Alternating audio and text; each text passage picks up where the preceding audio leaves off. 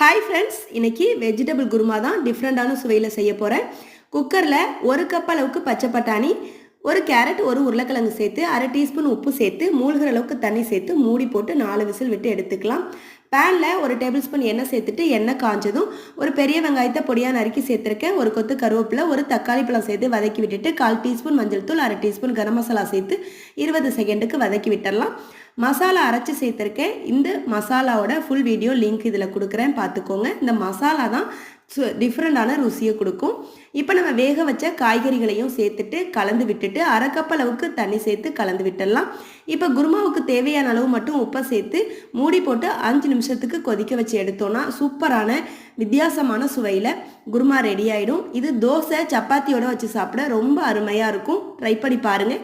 இந்த வீடியோ உங்களுக்கு பிடிச்சிருந்துச்சுன்னா லைக் பண்ணுங்கள். நன்றி, வணக்கம்.